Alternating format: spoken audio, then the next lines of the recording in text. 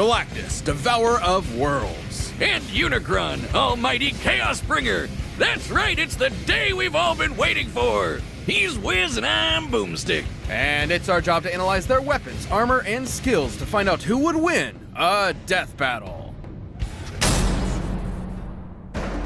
Boomstick, what is the nature of evil? Oh, it's 3.5 beers too early for that kind of question, Wiz. No, seriously, is the wolf that hunts the hare evil? What about the bear that kills the wolf, or the man that slays the bear? Is that evil or nature? Perhaps this question was on Galen of Ta's mind as he hurtled toward the end of infinity. I'm pretty sure the question on his mind was, how do I turn this goddamn spaceship around? Eons ago, the planet Ta was a paradise, the most advanced civilization the universe had ever known. Too bad the universe was coming to an end. I hate it when that happens. The Ta'an scientist Galen watched as the rest of his race ignominiously perished and decided to die gloriously on his own terms. By flying a ship into the sun, just like great-grandpappy Boomstick, the crazy old coot. But instead of being vaporized on contact like great-grandpappy Boomstick, Galen got bitten by a radioactive god. As the last living thing left before the universe's end, Galen was visited by the sentience of the multiverse, who merged with him as part of a cosmic cycle of death and rebirth. As the old multiverse died, a new one was born, and the scientist Galen was no more. In his place was a being of untold power, the ravager of galaxies, Galctus. Well, despite looking like a masochist giant purple vibrator, G-Dog here is one of the strongest beings in all of Marvel, baby! And there's only one thing he wants to do: eat friggin' worlds! Galctus is so unbelievably, mind-meltingly powerful that strong doesn't really begin to describe him. Just being near him will begin to warp your perception of reality. In truth, he isn't even really a physical being with a soul anymore, but composed of energy itself, the power cosmic. Basically, your all-purpose space god magic that no good almighty ass-whooping god can go without. Sure, he can use it to blast your ass to unholy smithereens, but it's a lot more flexible, too. Described as being in touch with every other living thing at once, the power cosmic allows one access to a near-infinite pool of knowledge and the ability to sense danger ahead of time. I don't think there's a lot for him to be afraid of. He can manipulate matter, read and control the minds of gods, and teleport entire galaxies across the universe. The power cosmic allows him fundamental control over life itself, manipulating souls, creating new life forms from nothing, and even resurrecting the dead. And because his body is composed of energy, he can't really be hurt in the traditional physical sense. This allows him to grow or shrink his body with seemingly no limit, and alter his appearance. Wait. He chooses to look like that? His physical appearance matches the species observing him, so a human sees a human Galctus, a scroll Galactus, and so on. Oh, so it's just like how I see the world. What are you staring at? What matters most to me in the world. Awesome. No, not awesome. Very not awesome. At least as far as Galctus is concerned, since witnessing his approach is itself the end of the world. You would only have enough time to pray to your paltry gods before Galctus consumed your entire planet, absorbing its energy into himself, then moving on to his next meal. Man, I guess his costume is appropriate because he sounds like a total dick. Like, come on, man. You watched your whole planet die. Now you're gonna go around the universe doing the same thing? It's not entirely his fault. Galctus's power is so immense that the only thing that can sustain him is the consumption of entire worlds. Without this constant feeding, he would perish, just as humans would without consuming plants or other animals. Kinda like how I hunt squirrels, because I hate each and every one of them. No, categorically the exact opposite, actually. Galctus isn't vengeful or cruel.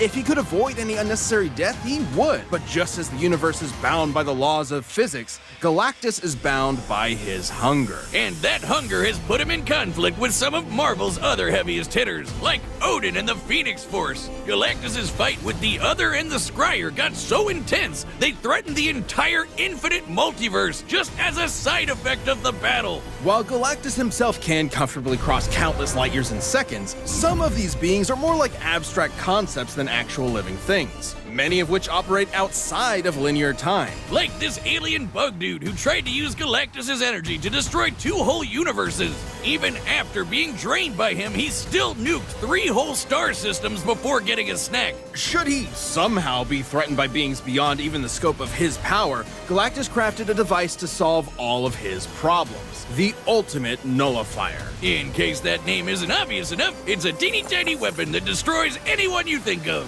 It doesn't just destroy them, it destroys everything. The entire multiverse is eradicated, then recreated without the target. An extremely roundabout way of winning, but it works.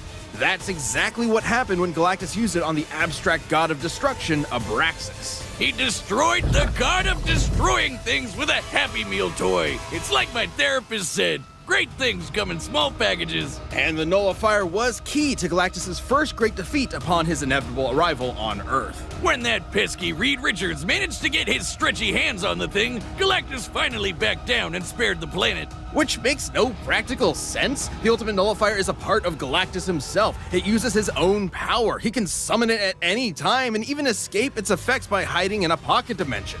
It even had the safety on. Maybe he was just bored. After billions of years of cosmic genocide just to survive, I'm pretty sure Galen forgot what it meant to be mortal. Perhaps that was the true evil all along, the slow death of Galen's humanity.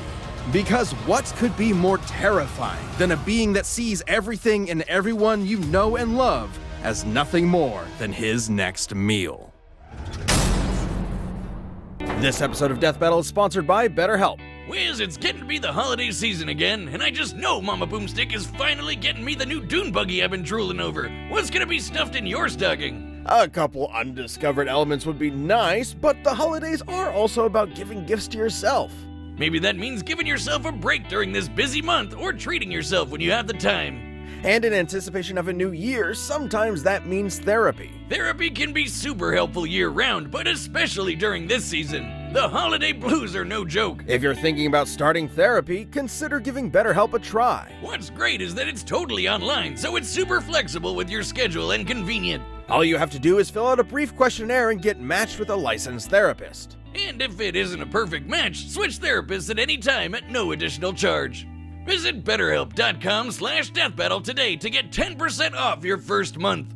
That's BetterHelp, HELP.com/deathbattle.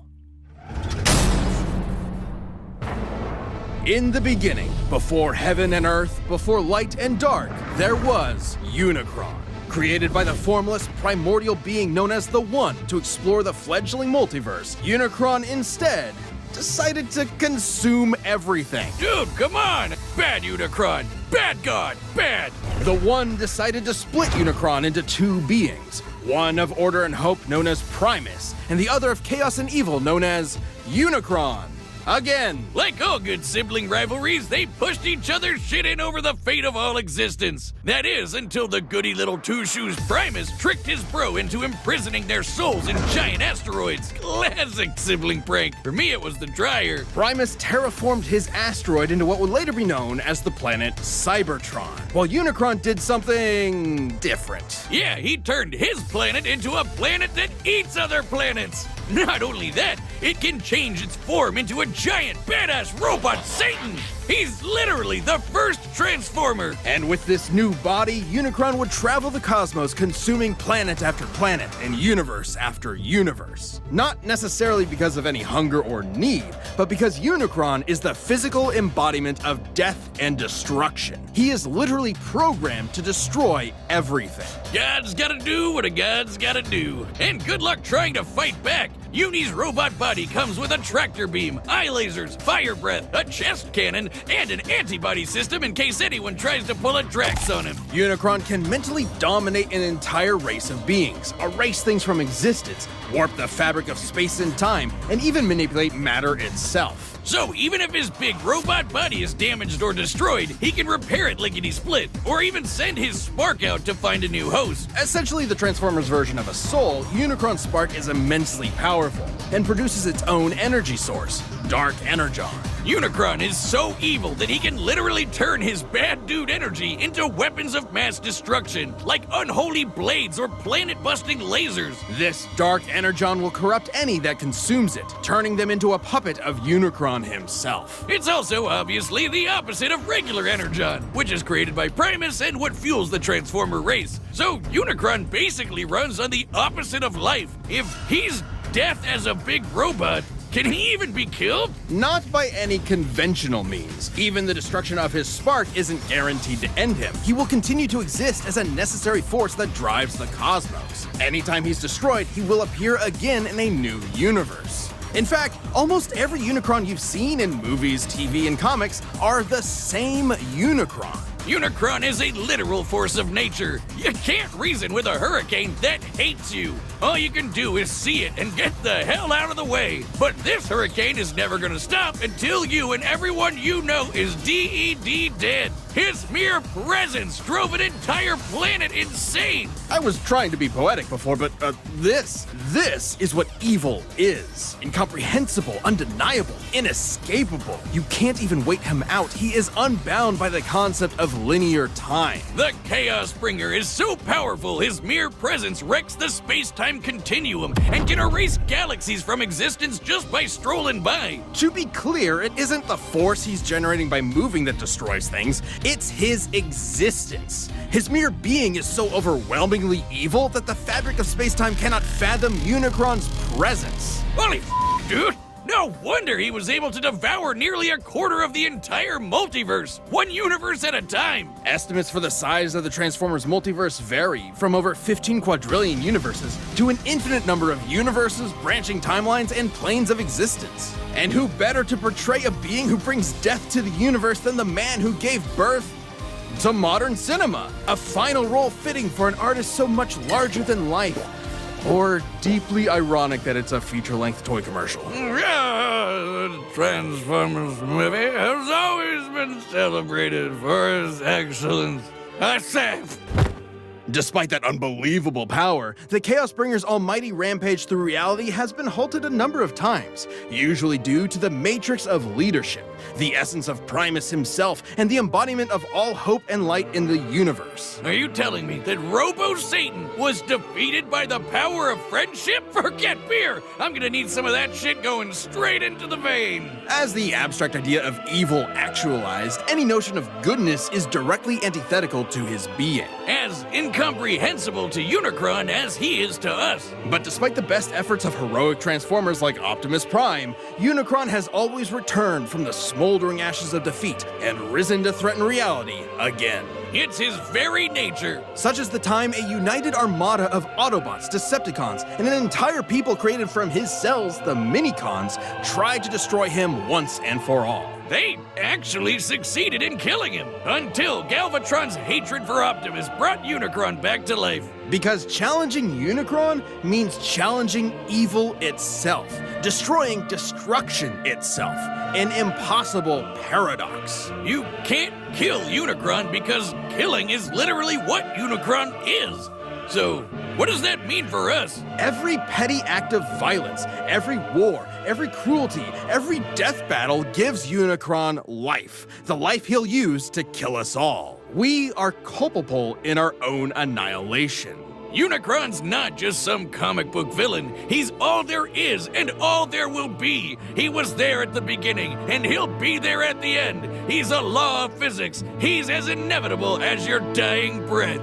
Jesus, now you got me scared. This episode of Death Battle is sponsored by Death Battle.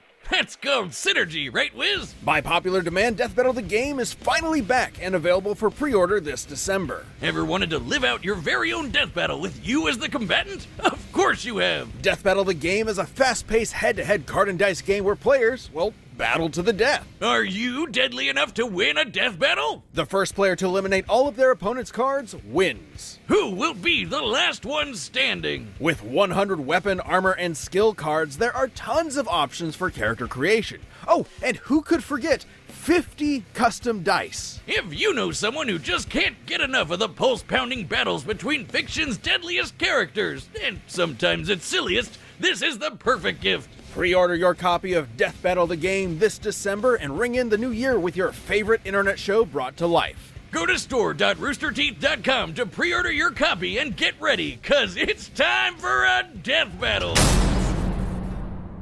All right, the combatants are set, and we've run the data through all possibilities. It's time for the death battle you've been asking for forever!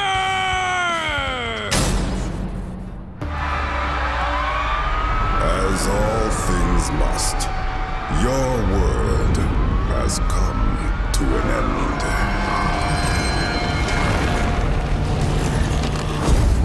Halt! This planet is mine to consume. So saith Galactus, destroyer of worlds. Begone, thus decrees Unicron, Chaos Bringer.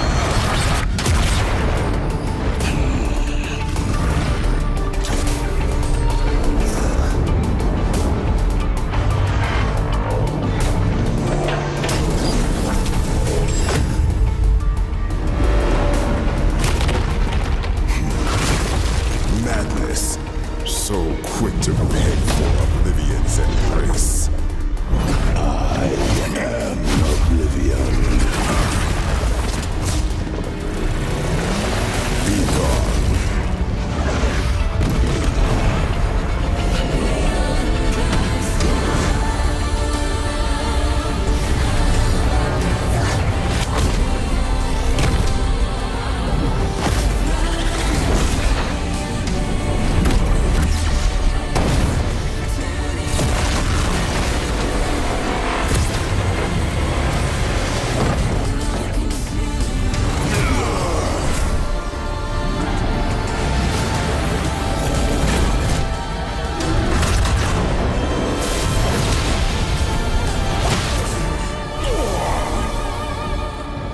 I am the power cosmic incarnate, not so easily felled.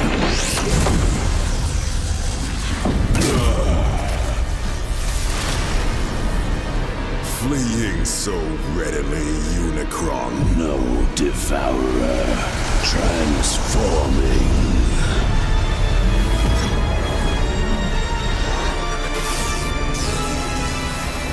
Beg not for mercy, behold blackening sky.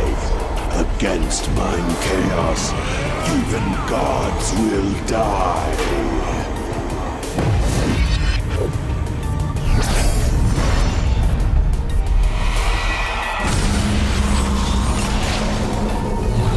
Galactus meets your challenge. Here's your goal.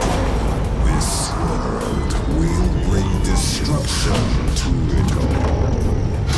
I am destruction, pure finality, in first and last, true immortality.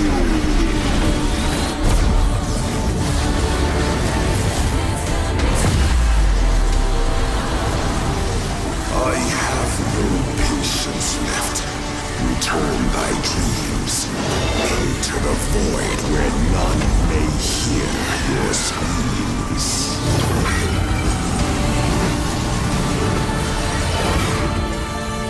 You know not the power which you command. Of course I do. Your death I thus demand.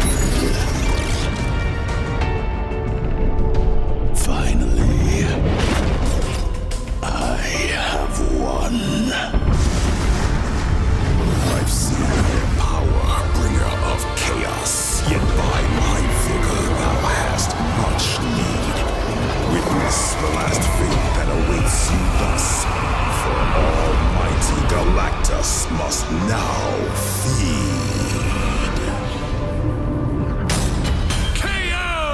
We know Galactus and Unicron were beings who could manipulate reality itself and do basically anything. Older than the universe, unbound by time, they had each other matched in a lot of ways. So it ultimately came down to which of them was more powerful. Both could threaten an entire infinite multiverse, but Unicron could only do so over time, devouring them one by one. While Galactus' battle with the Scryer and the other threatened to destroy the entire Marvel multiverse as just a side effect. Not to mention, Galactus tussles with cosmic beings like himself all the time. While Unicron is usually the top dog in Transformers, he's a big fish in a relatively small pond. Relative to Marvel, at least. That might sound better for Unicron at first, but it means he has way less experience than Galactus in full-on fights against dudes his size. And while Unicron has used Dark Energon to infect and corrupt other beings in the past, Galactus technically doesn't have a soul thanks to his cosmic rebirth from Gallen. And he's fended off mental attacks before, so there's no real reason to think that would work here. And as lame as it is, the ultimate nullifier is just really, really overpowered. Despite Unicron being able to survive the destruction of his spark, the ultimate nullifier is significantly more thorough. Consider the time it was used against Abraxas, a being that embodied the abstract concept of the multiverse's destruction. Sounds like somebody you know? Even against someone like that, the good old Ollie Nully had no problem erasing him from reality, and the same would happen to Unicron, while Galactus could always hide in that pocket dimension, just as he escaped the nullifier before. Unicron was an insanely terrifying threat, but Galactus had the power, experience, and arsenal to ultimately annihilate him. If you thought Galactus was going down in this fight, you were Unicron. The winner is Galactus.